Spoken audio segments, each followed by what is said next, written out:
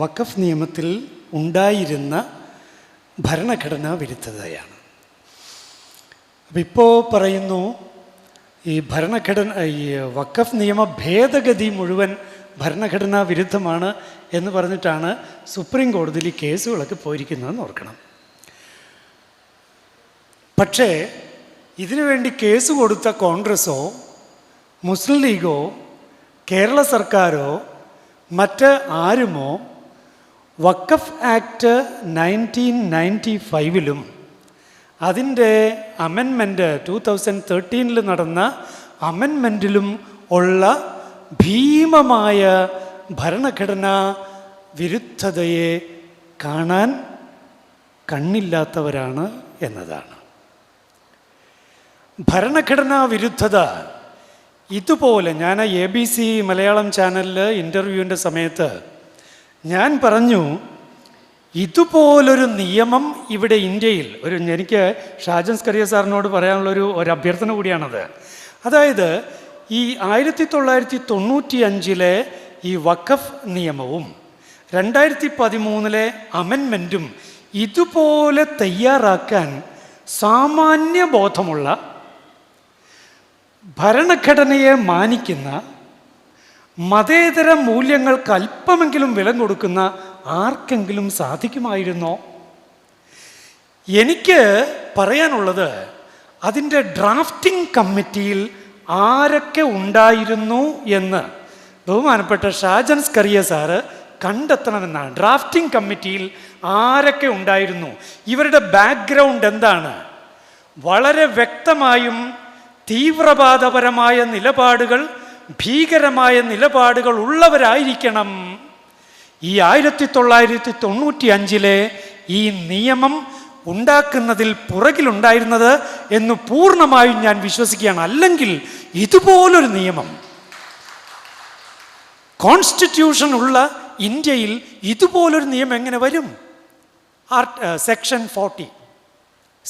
40 ഒരു ഭൂമി വഖഫാണെന്ന് വിശ്വസിക്കാൻ വഖഫ് ബോർഡിന് കാരണമുണ്ടെങ്കിൽ, വഖഫാണെന്ന് വിശ്വസിക്കാൻ വഖഫ് ബോർഡിന് കാരണമുണ്ടെങ്കിൽ ഇൻഫർമേഷൻ ശേഖരിച്ച് ഡിസൈഡ് ചെയ്യാമെന്ന് അങ്ങോട്ട് പറഞ്ഞു വച്ചിരിക്കുക.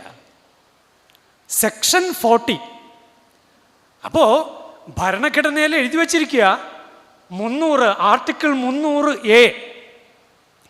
ആർട്ടിക്കിൾ 300A വെച്ച് ഒരു ഭൂമിയുടെ മേലുള്ള ആളുകളുടെ അവകാശം, ടൈറ്റിൽ, റൈറ്റ് ടു ടൈറ്റിൽ, ഈ റൈറ്റ് ടു ടൈറ്റിൽ ഒരു കോടതിയുടെ വിധിയിലൂടെ അല്ലാതെ മാറിപ്പോവുകയില്ല എന്ന് ഭരണഘടനയിൽ, ഇന്ത്യൻ കോൺസ്റ്റിറ്റ്യൂഷനിൽ 300A എഴുതി വച്ചിരിക്കുക.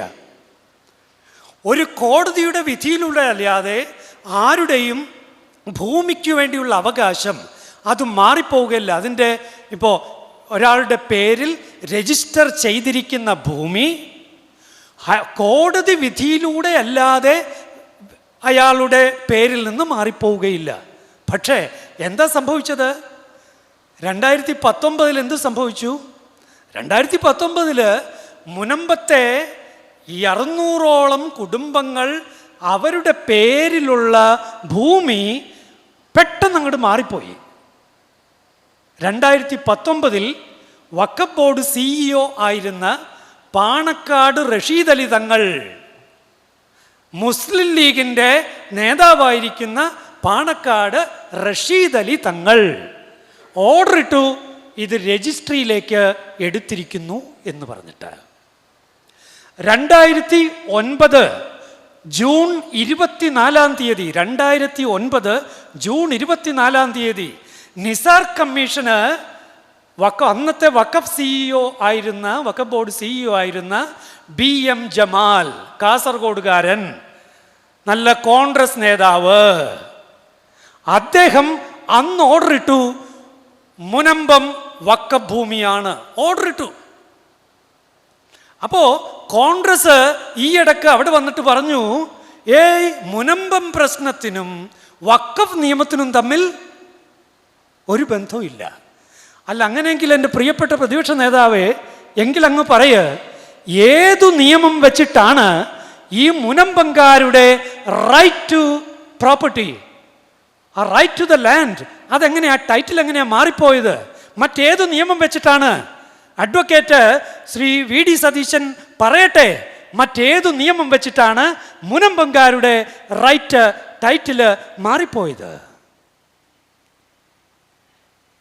ശ്രീ റോയ് കുരിശിങ്കൽ തുടക്കത്തിൽ പറഞ്ഞല്ലോ, വഖഫ് നിയമമായിട്ട് ബന്ധമില്ല മുനമ്പം പ്രശ്നത്തിന്, പക്ഷേ സൊല്യൂഷനുണ്ട്. എങ്ങനെ? നമ്മുടെ കേരള സർക്കാർ വഖഫ് നിയമത്തിലെ 97 സെക്ഷൻ 97 അങ്ങോട്ട് അപ്ലൈ ചെയ്താൽ ഈ പ്രശ്നമൊക്കെ അതോടുകൂടി തീർന്നു എന്നാണ് ഈ കഴിഞ്ഞ ആഴ്ചയിൽ ഈ ചെറായിൽ നിന്ന്, നമ്മുടെ നാട്ടിൽ നിന്ന് അദ്ദേഹം പറഞ്ഞിട്ട് പോയത്. സെക്ഷൻ 97 എന്താണെന്ന് താങ്കൾക്ക് വല്ല വിവരമുണ്ടോ? ശ്രീ വി ഡി സതീശ അഡ്വക്കേറ്റാണെന്ന് പറഞ്ഞ് നടന്നാ പോരാ, വായിക്കണം മര്യാദക്ക്. വി ഡി സതീശന് ഞാൻ കുറ്റം പറയില്ല, അദ്ദേഹത്തെ പറ്റിച്ചതാണ്. ആരാന്നറിയാവോ? മറ്റൊരു അഡ്വക്കേറ്റാ. അതാരാണെന്ന് നമ്മുടെ സ്റ്റാലിൻ ദേവൻ സാറിന് കൃത്യമായിട്ട് അറിയാം. മുഹമ്മദ് ഷാ എന്ന് പറയുന്ന മുസ്ലിം ലീഗിൻ്റെ സെക്രട്ടറിയാണ് അദ്ദേഹത്തെ പറ്റിച്ചത്. അദ്ദേഹം അഡ്വക്കേറ്റാണ്. അദ്ദേഹമാണ് ഈ ആശയം തുടക്കം മുതൽ പറഞ്ഞുകൊണ്ടിരിക്കുന്നത്, ചാനലുകളിൽ പറഞ്ഞുകൊണ്ടിരിക്കുന്നത്. അപ്പോൾ അദ്ദേഹത്തിൻ്റെ ആ വാക്കുകൾ അങ്ങോട്ട് വിഴുങ്ങിയിട്ട് ഈ പ്രതിപക്ഷ നേതാവായിരിക്കുന്ന അഡ്വക്കേറ്റ് എന്ന് വിളിക്കപ്പെടുന്ന വി ഡി സതീശനും അത് തന്നെ പറഞ്ഞു. 97 എന്താ 97 പറയുന്നത്? ഞാനത് ശക്തമായൊരു ലേഖനം അതിന് പിന്നേലെ എഴുതിയിരുന്നു. 97 മലയാളത്തിൽ ട്രാൻസ്ലേറ്റ് ചെയ്തുകൊണ്ട് എന്താ അവിടെ പറയുന്നത്? സെക്ഷൻ 96 പ്രകാരം കേന്ദ്ര സർക്കാർ നൽകുന്ന നിർദ്ദേശമനുസരിച്ച് സംസ്ഥാന സർക്കാരിന് വഖഫ് ബോർഡിന് നിർദ്ദേശങ്ങൾ കൊടുക്കാം, അത് വഖഫ് ബോർഡ് സ്വീകരിക്കാം. ഇതാണ് 97 ഉള്ളത്. അപ്പോൾ മുഹമ്മദ് ഷാ ചാനൽ ചർച്ചകളിലെല്ലാം ഇരുന്ന് പറഞ്ഞ എങ്ങനെയാണെന്ന് അറിയാവോ? ആ ഫസ്റ്റ് പാർട്ട് അങ്ങോട്ട് കട്ട് ചെയ്തു. ഏതാ ഫസ്റ്റ് പാർട്ട്? സെക്ഷൻ 96 പ്രകാരം കേന്ദ്ര സർക്കാരിൻ്റെ നിർദ്ദേശങ്ങൾ ലഭിക്കുന്ന മുറയ്ക്ക് ഇത്രയും സാധനം അങ്ങോട്ട് കട്ട് ചെയ്തു. എന്നിട്ട് അവസാനത്തെ ഭാഗം എടുത്തു. എന്തെളുപ്പമാ! എന്താ അവസാനത്തെ രണ്ടാമത്തെ ഭാഗം എന്താ? കേരള സർക്കാർ വഖഫ് ബോർഡിന് നിർദ്ദേശം കൊടുക്കുക, വഖഫ് ബോർഡ് അങ്ങോട്ട് കാര്യങ്ങൾ പിൻവലിക്കുക. എല്ലാം എളുപ്പം. എന്നിട്ട് അതും വെച്ച് നടക്കുക. പഠിക്കാതെ ഞങ്ങളുടെ നേതാവ് ഒന്നും പറയാറില്ലെന്നാണ് ഇപ്പോൾ പ്രചാരണം. കേട്ടോ നിങ്ങളത്? ഭയങ്കരമായിട്ട് പ്രചരിപ്പിച്ചുകൊണ്ടിരിക്കുക. പാവം കോൺഗ്രസ് അണികളോട്, അതായത് ഇതുവരെ ഞാൻ വോട്ട് ചെയ്തു വന്ന കോൺഗ്രസിനോട്, കൈപ്പത്തിക്കാരോടാണ് പറയുന്നത്, ഇത്രയ്ക്ക് നിങ്ങൾ തരം താഴരുത്. നിങ്ങളുടെ നേതാവ് പറയുന്നത് സത്യമാണോ എന്ന് വായിച്ചു നോക്കാനുള്ള വിവരമെങ്കിലും നിങ്ങൾക്കില്ലേ? മലയാളം വായിച്ചിട്ടില്ലേ? മലയാളം പഠിച്ചിട്ടില്ലേ? ഇംഗ്ലീഷ് പഠിച്ചിട്ടില്ലേ? വായിച്ചു നോക്കുക, സ്വയം വായിച്ച് മനസ്സിലാക്കുക. ഇതാണ് എനിക്ക് പറയാനുള്ളത്. അപ്പോൾ സെക്ഷൻ 40 പ്രിയപ്പെട്ടവരെ ഭരണഘടനാ വിരുദ്ധമാണ്, അങ്ങേയറ്റം ഭരണഘടനാ വിരുദ്ധമാണ്, വളരെ വ്യക്തമായും. അതുകൊണ്ട് ഇപ്പോൾ അത് പിൻവലിച്ചിരിക്കുന്നു. വളരെ സന്തോഷം. ഭരണഘടനാ വിരുദ്ധമായ സെക്ഷൻ 40 പിൻവലിക്കപ്പെട്ടിരിക്കുകയാണ്. ഇനി അതുപോലെ തന്നെ ഈ ഭരണഘടനാ വിരുദ്ധമായത് പറയാനാണെങ്കിൽ ഒത്തിരി ഉണ്ട് കേട്ടോ, പലത് പറയാനുണ്ട്. ഞാനതിൽ ഏതാനും ചിലത് മാത്രം പറയാം. അതായത് ഈ സെക്ഷൻ 40 മാത്രമല്ല, 83(4). എന്താ 83(4) പറയുന്നത്? അതായത് ഈ വഖഫ് ബോർഡ് ഒരു ഭൂമി വഖഫാണെന്ന് പ്രഖ്യാപിച്ചാൽ വഖഫ് ട്രിബ്യൂണൽ അതങ്ങനെയല്ല എന്ന് പറയുന്നതുവരെ വഖഫ് ബോർഡിൻ്റെ വിധി അന്തിമമാണ്. അപ്പോൾ അതിനോട് ആർക്കെങ്കിലും എതിർപ്പുണ്ടെങ്കിൽ പോകേണ്ടത് എവിടെയാണ്? സിവിൽ കോടതിയിൽ അല്ല, പിന്നെ എവിടെയാണ്? വഖഫ് ട്രൈബ്യൂണലിലാണ്. അപ്പോൾ വഖഫ് ട്രൈബ്യൂണലിന് സിവിൽ കോടതിയുടെ തുല്യമായ സ്ഥാനം കൊടുത്തിരിക്കുന്നുവെന്നാണ്. അല്ല, അപ്പോൾ സിവിൽ കോടതിയുടെ തുല്യമായ സ്ഥാനമാണെങ്കിൽ സിവിൽ കോടതിയിൽ എന്തൊക്കെയാണ് ഉള്ളത്? കോഡ് ഓഫ് സിവിൽ പ്രൊസീജിയർ, അതുപോലെ തന്നെ എവിഡൻസ്, കൃത്യമായി ഇന്ത്യൻ എവിഡൻസ് ആക്ട്, ഇത് രണ്ടും സിവിൽ കോടതികളിൽ പാലിക്കപ്പെടുന്നതാണ്. പക്ഷേ വഖഫ് ട്രൈബ്യൂണൽ ഇത് പാലിക്കപ്പെടുമോ? സിവിൽ കോടതിയിൽ ആരെങ്കിലും മറ്റൊരാളുടെ ഭൂമിക്ക് അവകാശവാദം ഉന്നയിച്ചാൽ അത് തെളിയിക്കാനുള്ള ഉത്തരവാദിത്തം ആർക്കാ? അവകാശവാദം ഉന്നയിച്ച ആൾക്കാണ്. അതാണ് സിവിൽ പ്രൊസീജിയർ കോഡ് എന്ന് പറയുന്നത്. ആ ഒരു സംഗതിയാണ്. നോക്കുക, അത് വളരെ വ്യക്തമായും ഇവിടെ ലംഘിക്കപ്പെടുകയാണ്. ഇത് വഖഫ് അല്ല എന്ന് തെളിയിക്കാനുള്ള ഉത്തരവാദിത്വം ആർക്കാ? ബേർഡൻ ഓഫ് പ്രൂഫ് ആർക്കാണ്? മുനമ്പങ്കാർക്കാ. അവർ തെളിയിക്കേണ്ടത് ഞങ്ങളുടെ കയ്യിൽ എല്ലാ ഡോക്യുമെൻറ്റും ഉണ്ട്, ഞങ്ങളുടെ ഡോക്യുമെൻ്റൊക്കെ ക്ലിയറാണ് എന്നല്ല. അങ്ങനെ ഞങ്ങളുടെ ഡോക്യുമെൻ്റ് ക്ലിയർ ആയതുകൊണ്ട് കാര്യമില്ല. ഇത് വഖഫ് അല്ല എന്ന് മുനമ്പങ്കാർ തെളിയിക്കണം. ഇതാണ് വഖഫ് ട്രൈബ്യൂണലിലെ പ്രൊസീജിയർ. അപ്പോൾ എങ്ങനെയാണിത് സിവിൽ കോടതിയുടെ പ്രൊസീജിയറുമായിട്ട് എങ്ങനെയാണ് ചേർന്ന് പോകുന്നത്? 2, എവിഡൻസ് ആക്ട്. സിവിൽ കോടതിയിൽ ഈ അവകാശവാദം ഉന്നയിക്കപ്പെട്ട സ്ഥലത്തിൻ്റെ ഉടമകൾ ചെന്നിട്ട് ഇത് ഞങ്ങൾക്ക് ഈ ഡോക്യുമെൻറ്റുകളൊക്കെ ഉണ്ട്, ഞങ്ങൾ കൃത്യമായിട്ട് വാങ്ങിച്ചതാണ്, ഇത്രയും വർഷമായി, അപ്പോൾ അതുകൊണ്ട് ഇത് ഞങ്ങൾക്ക് അനുകൂലമാണ്. സിവിൽ കോടതിയിൽ ലിമിറ്റേഷൻ ആക്ട് ഉണ്ട്. അതായത് ഒരു വ്യക്തിപരമായ ഭൂമി വിഷയങ്ങളോ മറ്റോ പ്രോപ്പർട്ടി കാര്യങ്ങളോ ആണെങ്കിൽ 12 വർഷം, അല്ല സർക്കാരിൻ്റേതാണെങ്കിൽ 30 വർഷം. അപ്പം ഇങ്ങനെ ലിമിറ്റേഷൻ ആക്ട് സിവിൽ കോടതിക്ക് അത് അവിടെ അപ്ലൈ ചെയ്യപ്പെടും. എന്നാൽ ട്രൈബ്യൂണലിൽ അതുണ്ടോ? ഇല്ല. അപ്പോൾ പിന്നെ എങ്ങനെയാണ് വഖഫ് ട്രൈബ്യൂണലിൽ ഇന്ത്യൻ പൗരന്മാർക്ക് ന്യായമായ അവരുടെ അവകാശങ്ങൾ എങ്ങനെ സ്ഥാപിച്ചു കിട്ടുമെന്നാണ് പറയുന്നത്? ലിമിറ്റേഷൻ ആക്ട് എടുത്തു കളഞ്ഞിരിക്കുന്നത് 107 സെക്ഷനിലാണ്. വഖഫ് ആക്ട് 1995 ലിമിറ്റേഷൻ ആക്ട് വഖഫ് പ്രഖ്യാപന കാര്യത്തിൽ അപ്ലൈഡ് അല്ലാത്രേ.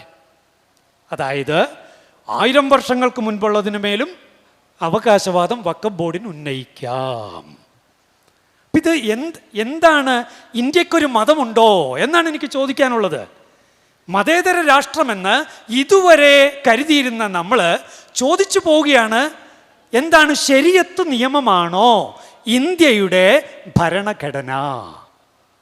ശരിയത്ത് നിയമത്തിൽ പറയുന്ന കാര്യമാണ് ഇവിടെ നടക്കേണ്ടത് എങ്കിൽ ഇന്ന് സുപ്രീം കോടതിയിൽ കേരള സർക്കാർ പരാതി കൊടുത്തിരിക്കുന്നത് വൺസ് വഖഫ് ഓൾവേസ് വഖഫ് എന്നതാണ് തത്വം എന്ന് പറഞ്ഞിട്ടാണ്. വൺസ് വഖഫ് ഓൾവേസ് വഖഫ് എന്നതാണ് തത്വം.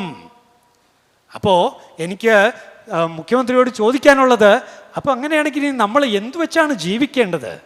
ഇവിടെ ഇന്ത്യയിൽ നമുക്ക് ബാധകമായത് നമ്മുടെ ഇന്ത്യൻ കോൺസ്റ്റിറ്റ്യൂഷനാണോ അതോ ശരിയത്ത് നിയമമാണോ? പിണറായി വിജയന് എന്താണ് പറയാനുള്ളത്? ഇവിടെ നമ്മൾ ഇതാണ് തത്വം. ആരുടെ തത്വം? ആരുടെ തത്വം? മുഖ്യമന്ത്രിയുടെ തത്വമാണോ? കേരള സർക്കാരിൻ്റെ തത്വമാണോ? ഇന്ത്യൻ ഭരണഘടനയുടെ തത്വമാണോ? വൺസ് വഖഫ് ഓൾവേസ് വഖഫ്. ഇനി അതുപോലെ തന്നെ ഈ ഒരു ഭരണഘടനാ വിരുദ്ധത എന്ന് പറയാനായിട്ടാണെങ്കിൽ മറ്റൊന്ന് 108A സെക്ഷൻ 108A കുടിയൊഴിപ്പിക്കാം. അതിനുള്ള അധികാരം വഖഫ് ബോർഡിനുണ്ട്. അത് നിലവിലുള്ള മറ്റെല്ലാ നിയമങ്ങളെക്കാളും മുകളിലായിരിക്കും. അതായത് ട്രൈബൽസിനെ സംരക്ഷിക്കാനുള്ള നിയമം ഇവിടെ ഉണ്ട്. അവരുടെ ഭൂമി ആരും കയ്യേറരുത് എന്നാണ്. പക്ഷേ വഖഫ് ആണെങ്കിൽ ട്രൈബൽസിൻ്റെ ഭൂമിയും ആ നിയമത്തെയും അതിജീവിക്കും. SC ST പ്രൊട്ടക്ഷൻ്റെ ചില കാര്യങ്ങളൊക്കെ ഉണ്ടാവും.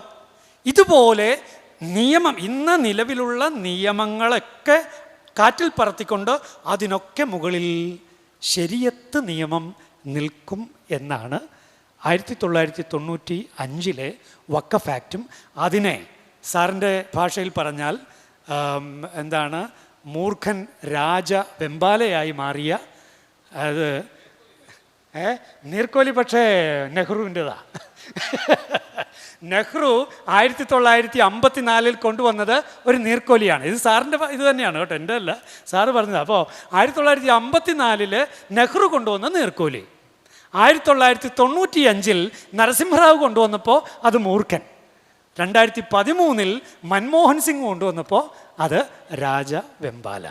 ഇപ്പോൾ മനുഷ്യർക്ക് ഇരിക്കാനും വയ്യ, കിടക്കാനും വയ്യ, ഓടാനും വയ്യ എന്ന അവസ്ഥയിലാണ്.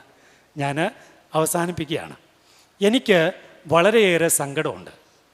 ആ സങ്കടം മുനമ്പം ഭൂസംരക്ഷണ സമിതി ഈ സമരം കൊണ്ടുപോകുന്ന രീതികളെക്കുറിച്ചാണ്. സമരം എന്ന് ഞാൻ പറയുമ്പോൾ സമരത്തെക്കുറിച്ച് ഷാജൻ സെറിയ സാറ് കാര്യമായിട്ട് പറഞ്ഞിട്ടുണ്ട്, ഞാനത് മിണ്ടുന്നില്ല. പക്ഷേ കേസ് കൊടുക്കുന്ന കാര്യത്തിലെങ്കിലും ഒരു കേസ് നമ്മൾ കൊടുത്താൽ ആ കേസ് ഏറ്റവും ശക്തമായ വാദഗതികൾ ട്രയൽ കോടതിയിൽ അവതരിപ്പിക്കണമെന്നും അതിശക്തമായ തെളിവുകൾ അവിടെ എത്തിക്കണമെന്നും നിർബന്ധമില്ലാത്ത ആരാണ് കേസിന് പോകുന്നത്? ആരാണ് കേസിന് പോകുന്നത്?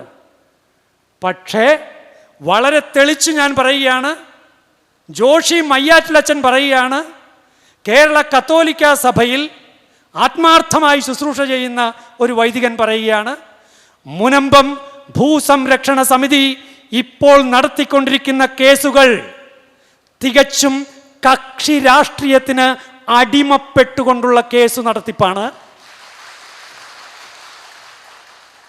വളരെ പ്രധാനപ്പെട്ട കാര്യങ്ങളൊന്നും ട്രയൽ കോടതിയിൽ എത്തിയിട്ടില്ല. ചതിയന്മാരെ വിശ്വസിക്കാൻ മാത്രം മണ്ടത്തരം കാണിച്ചുകൊണ്ട്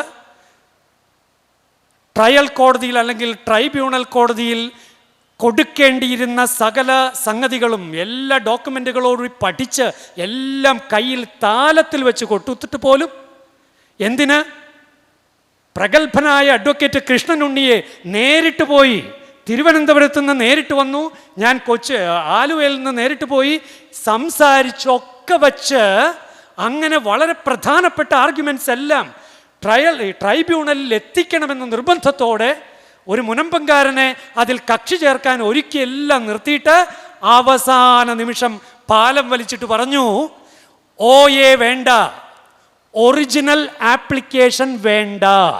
അതായത് പുതുതായ അല്ലെങ്കിൽ അതിശക്തമായ വാദങ്ങളൊന്നും വേണ്ട. പിന്നെ എന്താ കൊടുക്കേണ്ടത്?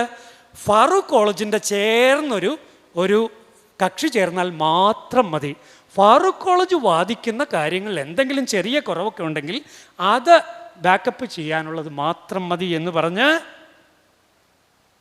ജോർജ് പൂന്തോട്ടം എന്ന ഒരുപക്ഷെ UDF സർക്കാർ വരുമ്പോൾ അടുത്ത അഡ്വക്കേറ്റ് ജനറൽ ആകും എന്നൊക്കെ ചിലരെങ്കിലും കരുതുന്ന ഒരാളെ അഡ്വക്കേറ്റായിട്ട് വെച്ചിട്ട് 2 കേസുകൾ ഫാറൂഖ് കോളേജ് കൊടുത്തിട്ടുണ്ട്. പക്ഷേ ഈ മഹാനായ അഡ്വക്കേറ്റ് പോയി കക്ഷി ചേർന്ന് എവിടെയാണെന്നറിയാവോ? ഒരെണ്ണത്തിൽ മാത്രം. നിങ്ങൾ തിരിച്ചറിയണം ഇതിൻ്റെയൊക്കെ പിന്നിലെ ദുരുദ്ദേശങ്ങൾ. ചതി, തുടക്കം മുതൽ ഞാൻ പറയുകയാണ്, ചതി, അതിശക്തമായ ചതി ഇവിടെ നടക്കുന്നുണ്ട്. അതിന് ഇരകളായി മാറാൻ മുനമ്പം ഭൂസംരക്ഷണ സമിതി ഇരകളായി സ്വയം വിട്ടുകൊടുത്തിരിക്കുന്ന ഒരു ദയനീയമായ കാഴ്ച കണ്ടുകൊണ്ടിരിക്കുകയാണ്. ശക്തമായ വാദങ്ങളൊന്നുമില്ല, തെളിവുകളൊന്നുമില്ല, ആകപ്പാടെ ഒറ്റ കാര്യമുള്ളൂ. എന്താണെന്നറിയാവോ? ജസ്റ്റിസ് രാജൻ തട്ടിൽ ചോദിച്ച കാര്യം രജിസ്ട്രിയിലേക്ക് എഴുതിയെടുത്തില്ലല്ലോ. 1954 വഖഫ് ബോർഡ് വന്നതല്ലേ, രജിസ്ട്രിയിൽ എഴുതിയെടുക്കണം എന്ന് പറഞ്ഞതല്ലേ.